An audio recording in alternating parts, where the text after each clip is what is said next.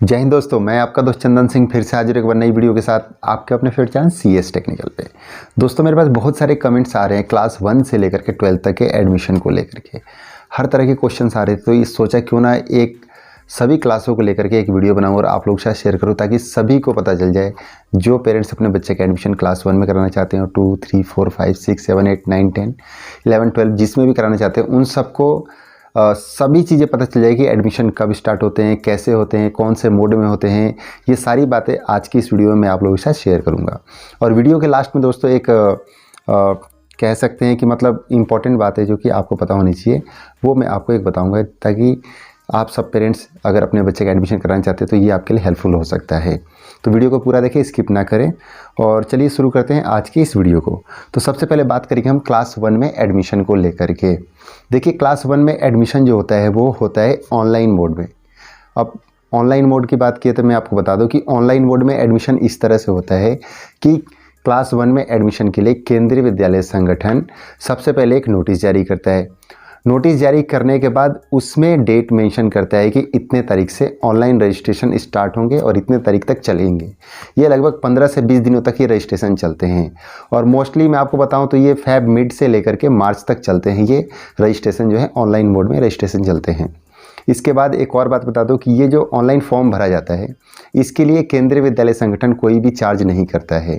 यानी कि ये जो फॉर्म होते हैं फ्री ऑफ कॉस्ट होते हैं। इसको आपको केंद्रीय विद्यालय संगठन के ऑनलाइन पोर्टल पर जा करके वहाँ पर आपको रजिस्ट्रेशन करना होता है। जो भी डॉक्यूमेंट्स चाहिए होते हैं, जो भी रिक्वायरमेंट होती है, जिस भी कैटेगरी से आप अपने बच्चे के एडमिशन के लिए अप्लाई करना चाहते हैं वो सारे उसमें आपको भरने होते हैं। तब जाके आपके बच्चे का एडमिशन का जो रजिस्ट्रेशन होता है कंप्लीट होता है। उसके लिए आपको अपना मोबाइल नंबर और मेल आईडी भी डालना होता है। तो ये तो बात हो गई। उसके बाद कि मान लीजिए कि आपने रजिस्ट्रेशन कर दिया तो उसके बाद कब मतलब लिस्ट आउट होगा, तो जो केंद्रीय विद्यालय संगठन जो नोटिस जारी करता है उसमें ये भी बताता है कि इतने तारीख तक रजिस्ट्रेशन चलेंगे और इतने तारीख को पहली लॉटरी लिस्ट आएगी और इतने तारीख को दूसरी लॉटरी लिस्ट आएगी और इतने तारीख को तीसरी लॉटरी लिस्ट आएगी। यानी कि 3 लॉटरी लिस्ट आउट होती हैं। वो जो है ऑनलाइन भी आउट होती है और वो जो लिस्ट होती है यानी लॉटरी लिस्ट होती है वो सभी स्कूल अपने नोटिस बोर्ड पे भी लगा देते हैं। और इसके लिए और भी बहुत सारे माध्यम है जानने के लिए, तो इसके ऊपर मैं एक अलग से वीडियो बना करके आप लोगों के साथ शेयर कर दूंगा जिससे कि आप सभी पेरेंट्स को आसानी होगी अपने बच्चे का लॉटरी लिस्ट में नाम देखने के लिए। अभी उसमें टाइम है तो उस टॉपिक के ऊपर भी मैं जल्दी वीडियो बना करके आप लोगों के साथ शेयर करूंगा। लेकिन उससे पहले भी बहुत सारे ऐसे टॉपिक्स हैं जिसके बारे में आपका जानना जरूरी है, तो मैं उसके ऊपर पहले वीडियो बना करके आप लोगों के साथ शेयर करूँगा। और जब लॉटरी लिस्ट आने वाला होगा तब मैं आपको बताऊँगा कि किस तरह से आप अपने बच्चे का नाम एडमिशन लिस्ट में चेक कर सकते हैं। तो ये तो बात हो गई क्लास 1 की कि कैसे एडमिशन होते हैं, एडमिशन फॉर्म के फ़ी लगते हैं कि नहीं लगती है, प्रोसीजर क्या है, कैसे लॉटरी लिस्ट देख सकते हैं, ये सारी बातें क्लास 1 के लिए हो गई। अब इसके बाद बात करेंगे हम क्लास 2 से लेकर के क्लास 8 तक की। तो सबसे पहले मैं आपको बता दूं जो क्लास 2 से लेकर के क्लास 8 तक के जो एडमिशन होते हैं वो होते हैं ऑफलाइन मोड में। यानी कि इसके लिए आपको कोई भी ऑनलाइन रजिस्ट्रेशन नहीं करना होता है क्लास 1 में एडमिशन की तरह। जैसे कि मैंने आपको बताया क्लास 1 के लिए ऑनलाइन रजिस्ट्रेशन होता है केंद्रीय विद्यालय संगठन के ऑनलाइन पोर्टल पर, उस तरह से कोई भी ऑनलाइन रजिस्ट्रेशन नहीं होता है क्लास 2 से लेकर के 8 तक। इसके लिए आपको क्या करना होता है कि आप चाहें तो केंद्रीय विद्यालय स्कूल के जिस भी केंद्रीय विद्यालय स्कूल में आप एडमिशन कराना चाहते हैं अपने बच्चे का, उससे आप फॉर्म ले सकते हैं या उस स्कूल के ऑफिशियल वेबसाइट से आप स्कूल का फॉर्म डाउनलोड कर सकते हैं। लेकिन यहाँ पर एक बात बता दूँ आपको कि जो क्लास 2 से लेकर के 8 तक के एडमिशन होते हैं इसके लिए एक कंडीशन है। मान लीजिए जिस स्कूल में आप अपने बच्चे का एडमिशन कराना चाहते हैं, अगर उस स्कूल में उस क्लास में अगर कोई वैकेंसी खाली होगी तभी वहाँ पर वो स्कूल अपने नोटिस बोर्ड पे या अपने ऑफिशियल वेबसाइट पर नोटिस जारी करके बताएगा कि इस क्लास में, इस कैटेगरी में, इस कोटा में इतनी वैकेंसीज खाली हैं, तभी आप अपने बच्चे के एडमिशन के लिए अप्लाई कर सकते हैं, अदरवाइज़ नहीं कर सकते हैं। वहाँ पे जो नोटिस जारी करता है केंद्रीय विद्यालय स्कूल, जो भी केंद्रीय विद्यालय स्कूल हो, वहाँ पर वो मेंशन भी कर देता है कि इस कोटा और इस कैटेगरी के लिए वैकेंसीज खाली हैं। एग्जाम्पल के लिए RT कोटा मान लीजिए, SGC कोटा मान लीजिए, इस तरह से वो वहाँ पर मेंशन भी कर देते हैं कि SGC कोटा में 1 सीट खाली है, RT कोटा में 2 सीटें खाली हैं। इस तरह से वहाँ पर मेंशन भी कर देते हैं कि इस क्लास में, इस कैटेगरी में या इस कोटे में ये वैकेंसी यानी इतने वैकेंसीज खाली हैं। अगर वहाँ पे वैकेंसीज खाली होंगी तभी आप अपने बच्चे के एडमिशन के लिए अप्लाई कर सकते हैं। इसके बाद बात आती है कि क्लास सेकंड से लेकर के 8 तक का जो एडमिशन है वो कब से कब तक होता है। तो मैं आपको बता दूं कि जो क्लास सेकंड से लेकर के क्लास 8 तक का जो एडमिशन होता है वो अप्रैल से लेकर के मई के बीच में जो है इसका सारा जो है प्रोसीडिंग जो होता है वो पूरा किया जाता है। इसके लिए आपको जो स्कूल नोटिस जारी करता है या केंद्रीय विद्यालय संगठन जो नोटिस जारी करता है उसमें साफ साफ मेंशन कर देता है कि ऑफलाइन आवेदन करने की अंतिम तारीख क्या है। मतलब कि इतने तारीख तक आपने अपने बच्चे के एडमिशन के लिए आवेदन कर देना है सारे फॉर्म भर करके, और जो भी उसके साथ दस्तावेज यानी डॉक्यूमेंट्स लगने हैं, जिस कोटा या जिस कैटेगरी के थ्रू आप अपने बच्चे के एडमिशन के लिए अप्लाई करना चाहते हैं वो सारे डॉक्यूमेंट्स आपने उसके साथ अटैच करके स्कूल में ले जा करके वो फॉर्म जमा करना होता है। ठीक है दोस्तों, उसके बाद प्रोसीजर मैंने आपको बता ही दिया कि इसके लिए कोई भी आपको फीस मतलब कोई भी आपको फॉर्म के लिए फ़ीस नहीं देनी होती है। और जब आपके बच्चे का एडमिशन लिस्ट में नाम आ जाएगा तो उसके बाद आपको स्कूल के द्वारा आपके पास कॉल आ जाएगा या मैसेज आ जाएगा कि आपके बच्चे के एडमिशन लिस्ट में नाम आ गया है, और तब आपको जा कर के वहाँ पे सारे डॉक्यूमेंट्स अपने वेरीफाई कराने होते हैं जो आपने एडमिशन फॉर्म के साथ लगाए थे, जीरोक्स कॉपी लगाई होगी तो उसको सारे ले जाके वहाँ पर वेरीफाई करवाने होते हैं, फ़ी वगैरह पेमेंट करनी होती है, तब जाके आपके बच्चे का एडमिशन कन्फर्म होता है। इसके साथ साथ मैं एक और बात बता दूँ आप सभी पेरेंट्स को कि जब आप डॉक्यूमेंट्स वेरीफाई करवाने जाएंगे, जब आपके सारे डॉक्यूमेंट्स मैच हो जाएंगे और सही होंगे, यानी जिस कोटे से या जिस कैटेगरी से आपने अप्लाई किया था बिल्कुल उसी के तहत आपके सारे डॉक्यूमेंट्स होंगे, तभी आपके बच्चे का एडमिशन लिस्ट में नाम आएगा, मतलब आपके बच्चे का एडमिशन कंफर्म होगा, अदरवाइज़ नहीं होगा। तो इस बात का पक्का ध्यान रखें कि जिस भी कोटे कैटेगरी से आप अपने बच्चे के एडमिशन के लिए अप्लाई करें वो डॉक्यूमेंट्स लगा रहे हैं वो बिल्कुल सही हो, वो कोई भी मतलब इनवैलिड ना हो या गलत ना हो, कहने का मतलब ये है। इसके बाद बात करते हैं हम क्लास 9th की। क्लास 9th जो है बाकी क्लास 2nd to 8th की तरह ही ऑफलाइन मोड में इसका भी एडमिशन होता है, लेकिन इसमें कुछ चीज़ें जो ऐड हो जाती है वो मैं आपको बताता हूँ जो कि आप सभी पेरेंट्स को जानना जरूरी है। क्लास 9th का जो एडमिशन होता है इसके लिए क्या होता है कि ये भी ऑफलाइन मोड में होता है। उसके बाद जब आप अपने बच्चे के एडमिशन के लिए सारे डॉक्यूमेंट्स स्कूल में जमा करेंगे उसके बाद जो है स्कूल की तरफ से एक डेट दिया जाता है कि क्लास 9th में एडमिशन के लिए इस तारीख को एंट्रेंस एग्ज़ाम होगा, यानी सिर्फ क्लास 9th में एडमिशन के लिए सिर्फ एंट्रेंस एग्ज़ाम होता है और किसी क्लास के लिए एंट्रेंस एग्ज़ाम नहीं होता है। तो अब बात आती है कि इसमें सब्जेक्ट कौन कौन से आते हैं एंट्रेंस एग्ज़ाम के लिए। तो मैं आपको बता दूँ कि इसके लिए Hindi, English, math, social science और साइंस, ये 5 सब्जेक्ट आते हैं एंट्रेंस एग्ज़ाम में।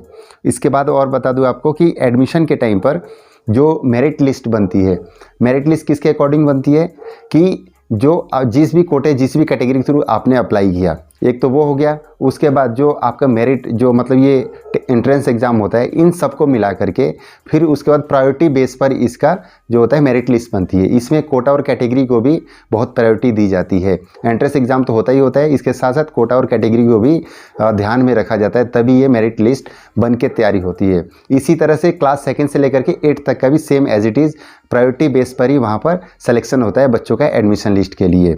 उसके बाद बात करेंगे हम क्लास 10th के लिए। जो क्लास 10th का जो एडमिशन होता है वो स्पेशल क्राइटेरिया में आता है।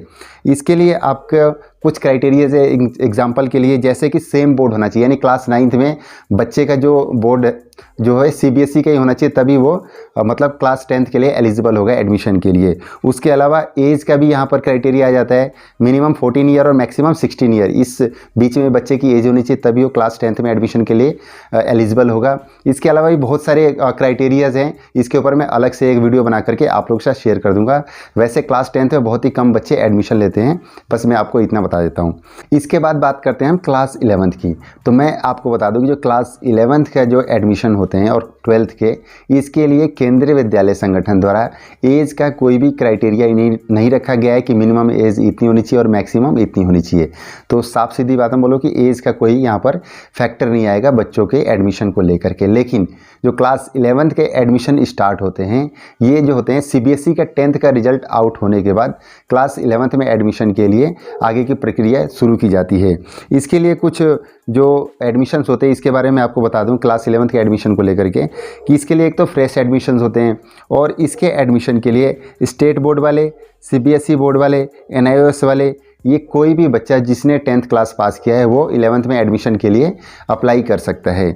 इसके अलावा कुछ और भी क्राइटेरियाज़ है, मैं आपको बता देता हूँ कि अगर मान लीजिए कोई बच्चा केंद्रीय विद्यालय स्कूल में साइंस साइड से, कॉमर्स से या आर्ट से, किसी भी स्ट्रीम से अगर वो एडमिशन लेना चाहते हैं तो उसके लिए क्या है कि केंद्रीय विद्यालय संगठन द्वारा एडमिशन गाइडलाइन में एक परसेंटेज का क्राइटेरिया रखा गया है। यानी कि अगर कोई साइंस स्ट्रीम से अगर बच्चा एडमिशन लेना चाहता है तो उसके लिए एक परसेंटेज का क्राइटेरिया रखा है, और कॉमर्स वालों के लिए उसी तरह से मतलब परसेंटेज का क्राइटेरिया रखा है, और उसी तरह से आर्ट वालों के लिए भी एक परसेंटेज का क्राइटेरिया रखा गया है। यानी कि अगर गाइडलाइन के तहत अगर बच्चे का अगर परसेंटेज होगी तभी वो उस स्ट्रीम में एडमिशन ले सकता है, अदरवाइज़ नहीं ले सकता है।